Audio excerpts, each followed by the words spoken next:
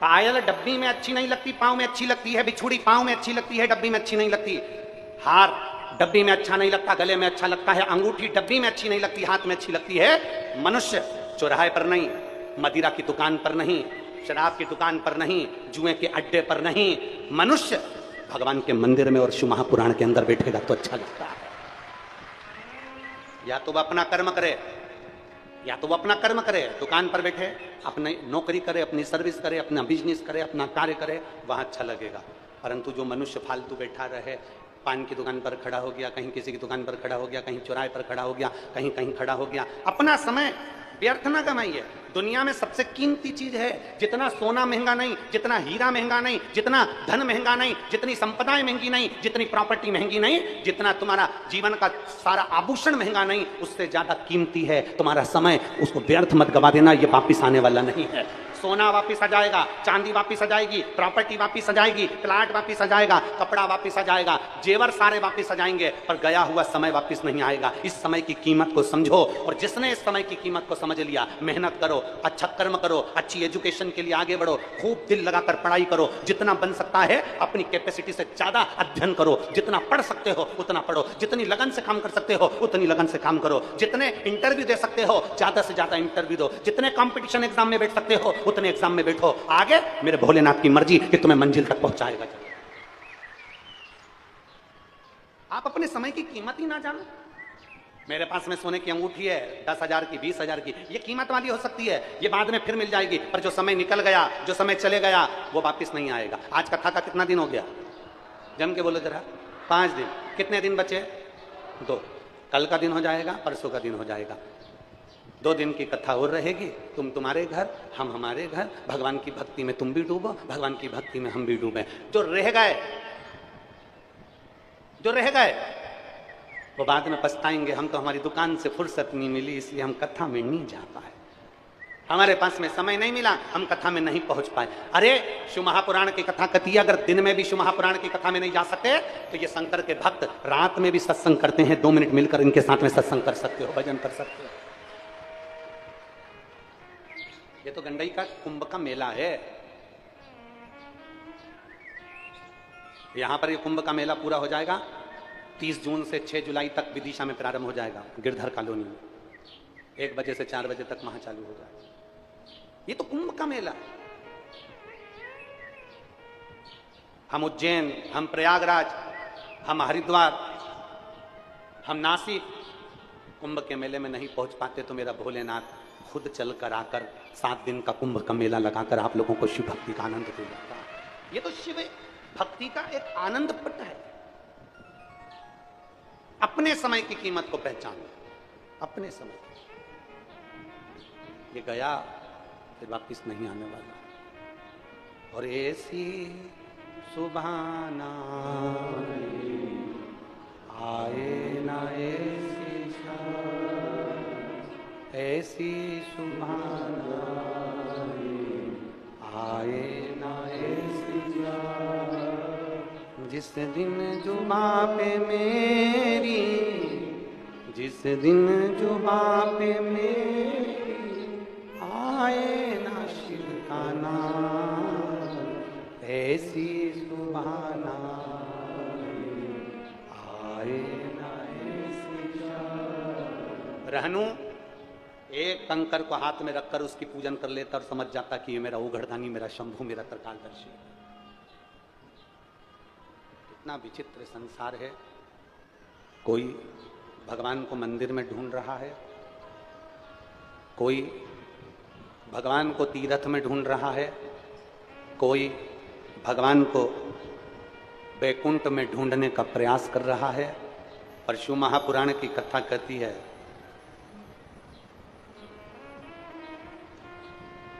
भगवान कहाँ मिलता है। शिव पुराण की कथा कहती है किसी भूखे को भोजन कराओ, प्यासे को पानी पिलाओ, किसी बीमार व्यक्ति की दवाई का खर्चा उठाओ, किसी बच्चे की एजुकेशन का खर्चा उठाओ, परमात्मा का दर्शन तुम्हें वहीं पर हो जाएगा। भगवान का दर्शन तुम्हें वहीं पर हो जाएगा, तुम्हें कहीं जाने की जरूरत नहीं पड़ेगी। तुझ में राम, मुझ में राम, सब में राम समाया है, जित देखो उत राम की ही माया है। हर एक में परमात्मा का दर्शन, हर एक में। केवल तुम्हारी निगाहें चाहिए, केवल तुम्हारे नेत्र चाहिए परमात्मा को पहचानने के। रहनु जैसे नेत्र चाहिए तुम्हारे। गांव के अंदर रह रहा है, एक कंकर को उठाकर शंकर मानकर पूजन कर लेता है, झाड़ू लगाता, पोछा लगाता, कार्य करता, कर्म करता, कर्म करते करते शिव नाम लेता रहता, भगवान का भजन करता रहता। आप अपना काम बंद मत करो, अपनी दुकान पर जाते रहो, अपना धंधा, अपना बिजनेस, अपनी नौकरी, सब कुछ करो, पर एक नियम बना लो कि मुझे शंकर जी के मंदिर में नौकरी पर जाने से पहले, दुकान पर जाने से पहले, काम पर जाने से पहले मेरे घर का एक एक बच्चा, मेरे घर की एक एक बहू, सास, माता, पिता जो भी घर में है, भगवान शंकर के मंदिर में एक लोटा जल जरूर चढ़ाएंगे। एक नियम बनाओ। अब कई लोग कहते हैं गुरुजी जैसे सास अगर जल चढ़ा ले तो बहू और बेटे को भी तो मिलना चाहिए। हमने कहा मिलेगा, कोई दिक्कत नहीं। तो फिर हम घर से एक व्यक्ति जल चढ़ाने चले जाए और बाकी के लोगों को भी उसका फल मिल जाए। हमने कहा बिल्कुल मिलेगा, पर एक प्रैक्टिकल करके बताना। घर का एक व्यक्ति बैठकर समोसा कचौड़ी खाए, दाल चावल खाए और बाकी के लोग सब उसको टच करके बैठ जाएं। पेट भराएगा? जम के बोलो जरा। तुम खाओगे तुम्हारा पेट भराएगा, वो खाएगा उसका पेट भराएगा। सबका दुख अपना अपना होता है। किसी का पेट दुखता है, किसी की छाती दुखती है, किसी का हाथ दुखता है, किसी का पांव दुखता है। सबका अपना अपना दुख है, सबकी अपनी अपनी तकलीफ है। अपने को छींक आ रही है, अपने को छींकना पड़ेगा। अपने को खांसी आ रही है, अपने को खांसना पड़ेगा। अपना हाथ दुख रहा है, दवाई अपने को खाना पड़ेगी। अपना पेट दुख रहा है, दवाई अपने को खाना पड़ेगी। तो अपने हिस्से का जल भी अपने को चढ़ाना पड़ेगा और अपना भजन अपने को करना पड़ेगा। कोई दूसरा नहीं करने वाला। एक पत्र है,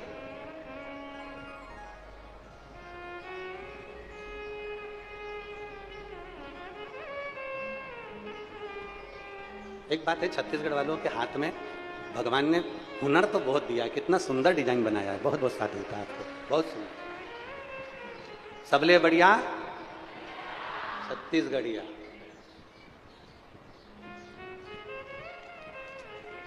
जय जोहार। रुक्मणी हुकुम चंदन मालागर, रुक्मणी हुकुम चंदन मालागार साहू, हुकुम चंदन मालागार साहू, पायल चंदन मालागार साहू। गांव का नाम है दांडी, जिला बेमेतरा, छत्तीसगढ़। मेरा मोबाइल नंबर ये है। मेरी छोटी सी चाय और मिठाई की दुकान है। कहीं बैठे हैं क्या? अगर कहीं बैठे हो तो हाथ हिला सकते हैं। अगर कहीं बैठे हो तो हाथ हिला सकते हैं। बच्चे का फोटो देखिए जिसका फोटो लगाया गया। आए हैं? आए हो तो अपने बच्चे को लेकर व्यासपीठ के पास में आ सकते हैं। पहले बच्चे का फोटो देखो एलईडी पर, आस्था चैनल पर, जिसका उन्होंने फोटो लगाया। हमारा छोटा सा परिवार था गुरुजी।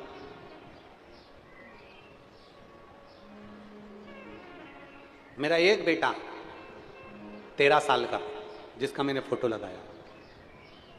2020 में मेरा 13 साल का बेटा बीमार पड़ गया। बीमार पड़ गया तो हम उसको हॉस्पिटल दिखाए, बड़े बड़े हॉस्पिटल में उसका इलाज करवाया, पर मेरा 13 साल का लड़का नहीं रहा, मर गया। हमारा 13 साल का बच्चा मर गया, जिसका मैंने फोटो लगाया है गुरुदेव। एक तो बड़ी मुश्किल से तो संतान हुई थी, और 13 साल तक मेरा बेटा मेरे साथ में रहा, और 13 साल के बाद मेरा बेटा अचानक बीमार पड़ा, उसके प्राण छूट गए, वो मर गए। उसके जाने के बाद हम लोग सब टूट गए, बहुत चिंता मन में ग्रसित हो गई, क्योंकि घर में कोई संतान नहीं थी। डॉक्टर को दिखाया, डॉक्टर बोले कि अब तुम्हें संतान नहीं हो सकती, क्योंकि तुम्हारी उम्र हो गई है। अब मेरी उम्र हो गई तो संतान कैसे हो?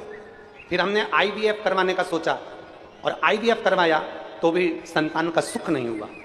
जब संतान का सुख नहीं हुआ, आईवीएफ भी करवा के देख लिया, सारा कार्य कर कर देख लिया, पर संतान का सुख नहीं हुआ। डॉक्टर ने कह दिया अब तुम्हारे घर में औलाद नहीं होगी। तब हमारे पड़ोसी के कहने पर हमने पहली बार सफेद आंकड़े की जड़ का प्रयोग करा, और बाबा से प्रार्थना करी। शिव जी के मंदिर जाती, एक लोटा जल चढ़ाती, पशुपतिनाथ का व्रत करती, बाबा पर चढ़ा हुआ जल पीती, शंकर जी के मंदिर जाती और बेलपत्र को खाती।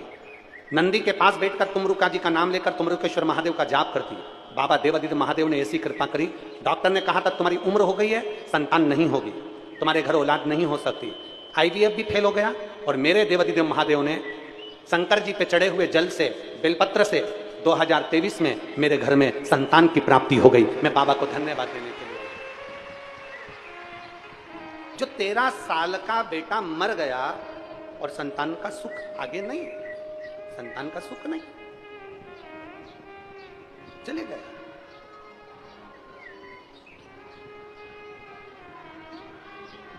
एक विश्वास, एक भरोसा, एक दृढ़ता, एक लगन जब व्यक्ति के भीतर होती है तो परमात्मा का दर्शन जरूर होता है। अभी हमने कथा में कहा,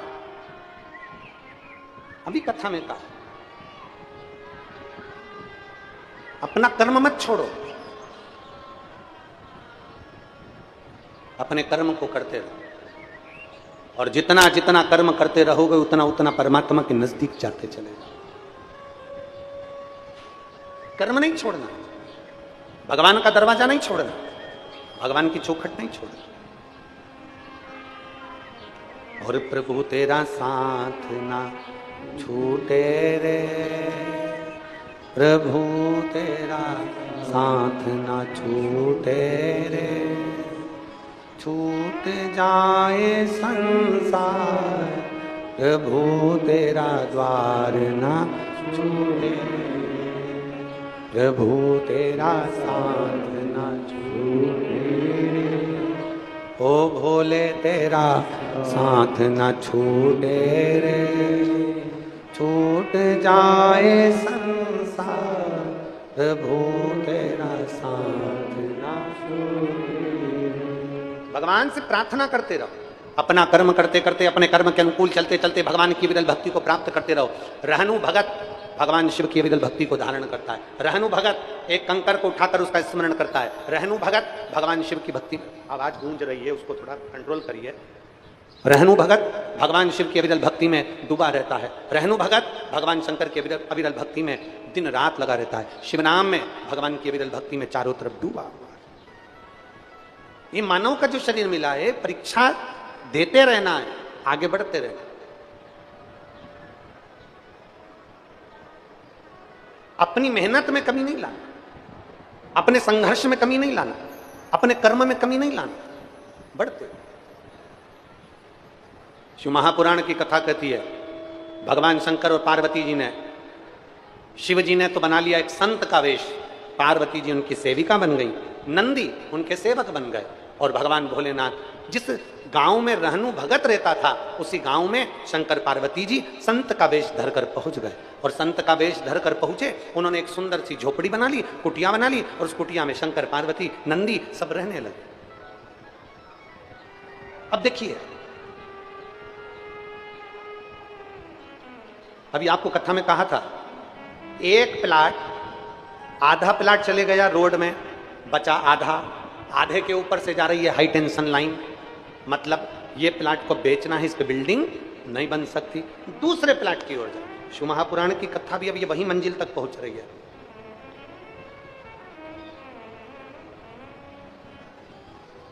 भगवान देवादिदेव महादेव का चरित्र भी वहीं पर जा रहा है, वर्णन वहीं कर रहा है। महाराज झोपड़ी बनाकर देवादिदेव महादेव निवास कर। एक बहुत करोड़पति, धनपति, लखपति व्यक्ति को मालूम पड़ा कि अपने नगर में कोई संत आया, उसको प्रणाम करता। संत, साधु, ब्राह्मण, तपस्वी, साधक, उपासक, गौमाता, बहन बेटी, इनको देने पर कभी नहीं घटता, बल्कि बढ़ता ही चले जाता है। इनको देने से कभी नहीं घटेगा। गौ माता को आप देते रहिए, रोटी खिलाते रहिए, उसकी सेवा करते रहिए, आपका कभी धन नहीं घटेगा। बहन बेटी तुम्हारे घर पर आ रही हैं, बेटियां तुम्हारे यहाँ आ रही हैं, बहनें आ रही हैं, बहू आ रही हैं, तो उनको देते रहिए, कभी नहीं घटेगा। संत ब्राह्मण अगर तुम्हारे दरवाजे पर आए हैं, उनको पेट भर भोजन कराने से कभी नहीं घटेगा, जल पिलाने से नहीं घटेगा, उनकी सेवा से नहीं घटेगा। शिव कथा कर,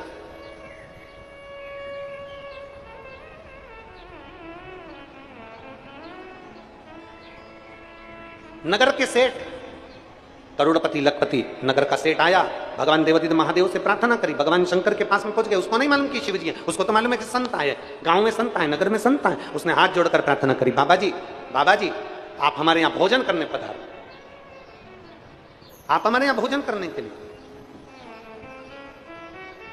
अब किसी किसी का नियम रहता है, सबके अपने अपने नियम है। जैसे आप लोगों को मालूम है, हम 4 दिन तक किसी से नहीं मिलते, हम निकलते भी नहीं है। और ये बैठे हैं हमारे गोयल जी, इनसे पूछना, जो कमरा इन्होंने दिया है अपने घर में, उस कमरे से बाहर भी इनको हम नजर नहीं आए होंगे, ना इनके परिवार को, ना इनके बच्चों को कहीं दिखे होंगे। वो कमरा, उस कमरे में अपना भगवान का भजन, अपनी मंत्र जाप, माला जाप, श्री शिवाय नमस्तुभ्यम, और अपने लाल जी की सेवा, शालिग्राम जी की सेवा, शिव जी की सेवा।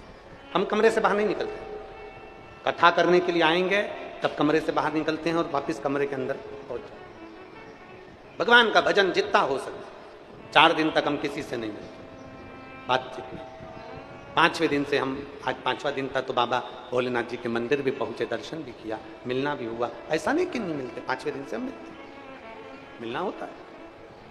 अब कोई कहे कि गुरुजी आप हमारे यहाँ आना, हमारे यहाँ भोजन करना, हमारे यहाँ पधारना, तो हमारी शिव महापुराण की कथा में हमारा एक नियम जो हम शुरू से लेकर चलते हैं, हम ना कहीं भोजन करने के लिए जाते हैं और ना हम किसी के दरवाजे पर, किसी के घर जाते हैं। जहाँ हैं वहाँ पर आप मिलने आओगे, आप लोगों के लिए दरवाज़ा खुला है, प्रेम से मिलेंगे, पर कहीं जाना आना हमसे नहीं।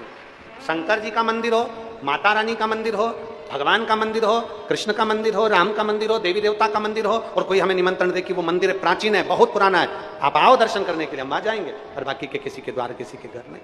भगवत वचन जितना बन सके अपनी इस वाणी से भगवान नाम कीर्तन करो, जितना बन सके भगवत स्मरण करो, जितना बन सके भगवत नाम लीजिए।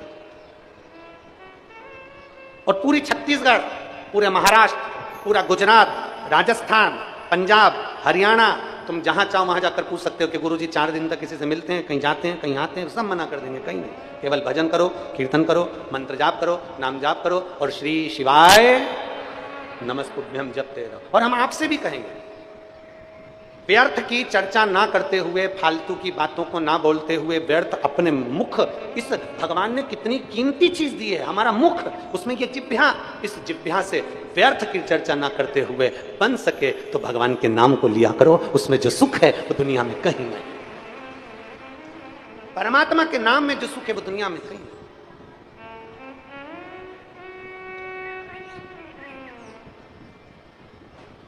भगवान के नाम में जो आनंद वो कहीं। अब सबका नियम होता है, भोलेनाथ जी ने भी नियम बना लिया, संत ने नियम बना लिया और नियम बनाकर बैठ गए। इसने इतने में नगर सेठ आ गए, करोड़पति, धनपति, वैभवपति, सत्तापति, पैसे वाले खूब। उन्होंने आकर हाथ जोड़कर कहा, बाबा जी आप हमारे यहाँ भोजन करने आना।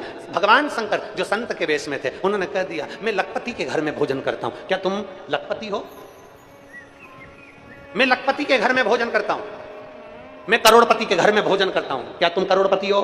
क्या तुम लखपति हो? संत वापसी, वो संत ने कहा, सेठ जी चलेगा। दूसरा सेठ आ गया, उसने कहा, बाबा जी आप हमारे यहाँ भोजन करने चलना। भोजन करने? तुम लखपति हो, तुम करोड़पति हो, तुम अगर लखपति हो, तुम करोड़पति हो, तो मैं तुम्हारे यहाँ भोजन करने चलूंगा। उसने मना कर। पूरे गांव के आसपास के शहर के पास से लोग बाबा जी को भोजन करने बुलाने लगे। बाबा जी कहते हैं, मैं लखपति क्या, करोड़पति क्या भोजन करता हूँ, बाकी के किसी क्या नहीं करता। रहनु भक्त, जिसके घर में एक चवन्नी भी नहीं है, केवल भगवान का नाम, मजदूरी, शिव की उपासना। पार्वती जी पानी भरकर ला रही थी और रानू भगत वहां से निकल कर जा रहा था। पार्वती जी ने रहनु को बुलाया, रहनु, रहनु। रहनु ने हाथ जोड़कर कहा, आप बड़ी तेजवान नारी लगती हो, मेरा नाम कैसे जानती हो? पार्वती जी ने मन में सोचा, कहाँ मैंने इसका नाम ले लिया है। सही में पार्वती जी ने कहा, देखो मैंने पूरे गांव के लोगों ने तुम्हारा नाम ले रहे थे, तो मैंने भी तुम्हारा नाम ले दिया। रहनु, तुम्हारे नगर में एक संत आए, बहुत विद्वान संत, उनको तुम भोजन करने नहीं बुलाओगे? रहनु ने कहा, मैंने तो पूरे गांव में सुना है कि वो करोड़पति और लखपति के घर भोजन करते हैं। मैंने तो पूरे गांव में सुना है कि वो लखपति करोड़पति के घर में भोजन करते हैं। पार्वती जी ने कहा, रहनू किसी के सुनने से और कहने से कुछ नहीं होता, तुमने निमंत्रण दिया। दुनिया के लोग कितना भी कह दें, दुनिया के लोग कितना भी ताना दे दें, दुनिया के लोग कितना भी अपशब्द कह दें, दुनिया के लोग चाहे किसी पर कितना भी ब्लेम लगा दें, दुनिया के लोग किसी पर कितनी भी उंगली उठा दें, कि आप एक बार उससे मिले हो, एक बार मिलकर देखना, फिर अपने मुख से किसी की निंदा करना, क्या वो निंदा करने के लायक है कि नहीं? क्या आप उससे मिले हो? रहनू दुनिया के लोगों ने, गांव के लोगों ने कह दिया कि लखपति क्या भोजन करते, करोड़पति क्या भोजन करते हैं। तूने निमंत्रण दिया, तू जाकर विनती करा, तू जाकर हाथ जोड़ा, तूने जाकर कहा कि मेरे घर भोजन करने आओ। रहनू कहने लगा, मैंने सुना था कि वो लखपति के घर भोजन करते हैं, मैंने सुना था वो करोड़पति के घर भोजन करते हैं, मैं गरीब बड़ा कैसे भोजन के लिए बोलने जाऊं। रहनू ये तो गलती है तुम्हारी। अभी कथा में कहा था, प्रयास करते रहो, मेहनत करते रहो, नौकरी के लिए तैयारी करते रहो। करते रहोगे, ये मत सोचो कि मैं कलेक्टर नहीं बन सकता, मैं कमिश्नर नहीं बन सकता, मैं इंजीनियर नहीं बन सकता, मैं डॉक्टर नहीं बन सकता। ये आपकी गलत फहमी है। अगर आप ये सोचकर बैठे हो कि मैं ये नहीं बन सकता, ये आपकी गलत फहमी है। जिस दिन तुमने दिल पर ठान लिया कि मुझे डॉक्टर बनना है, तो डॉक्टर बनकर मानो। जिस दिन तुमने सोच लिया मुझे आईएएस ऑफिसर बनना है, और कड़क मेहनत करोगे, तो आईएएस ऑफिसर बनकर मानोगे। जिस दिन तुमने सोच लिया कि मैं, कई लोग मन में सोच लेते मेरे बस की नहीं है साहब, मैं नहीं कर सकता साहब, मेरे बस का नहीं है मम्मी, अब मैं सीए की पढ़ाई छोड़ दूंगा, मेरा एग्जाम क्लियर नहीं हो रहा मम्मी, मेरा ये सेम एग्जाम क्लियर नहीं हो रहा मम्मी, मैंने कंपटीशन एग्जाम की तैयारी करी थी, मैं क्लियर नहीं हो रहा। नहीं, अगर तुम हिम्मत हार रहे हो तो सबसे दुनिया के कमजोर व्यक्ति तुम हो। इतनी प्रबल मेहनत करो, इतनी मेहनत करो, और मम्मी कहे बेटा मैंने तुझे सीए की पढ़ाई दिलाई, एक बार तू पास नहीं हुआ, मन मत, मम्मी तो चिंता मत कर, सीओर वाला महाराज कहता है शंकर पर भरोसा करना और खूब मेहनत करना, सीए तो मैं क्लियर कर मानूंगा, सीए की पढ़ाई तो मैं क्लियर करूंगा, आईएएस ऑफिसर की पढ़ाई में क्लियर करूंगा। अंदर से जब लगन उत्पन्न होती है, अंदर से जब तुम्हारे भीतर विल पावर उत्पन्न होता है, तो तुम आगे बढ़ते ही हो, तुम्हें कोई धकेलने वाला जन्म ही नहीं ले सकता, तुम आगे बढ़ोगे। माता पार्वती जी ने रहनू से कहा, तूने जाकर विनती करी वहां पर साधु से, संत से, कि तुम मेरे घर भोजन करने आना। तूने दुनिया के लोगों ने कह दिया कि वो लखपति के घर भोजन करने जाते हैं, तूने दुनिया के लोगों ने कह दिया कि वो करोड़पति के घर भोजन करने जाते हैं, और तूने मान लिया। तूने विनती करी कि मैं नहीं गया, तो बस मेहनत ही नहीं करो और सोचो कि उसने ऐसा कह दिया, उसने वैसा कह दिया, और आगे नहीं। नहीं, आग लगे बस्ती में, जम के बोलो जरा, आग लगे बस्ती में, अपन रहो मस्ती में, क्या किसको रोइए, चादर तान के सोइए। मेहनत करना, स्वयं पर अपने बल पर विश्वास उत्पन्न करना। दुनिया तो तुमको टांग खींचकर नीचे फेंकेगी, पर तुम में वो बल होना चाहिए कि रस्सी पकड़कर ऊपर तक चले जाओ परमात्मा का नाम लेकर। नीचे नहीं। बोल बम का नारा है सारी समस्या का हल,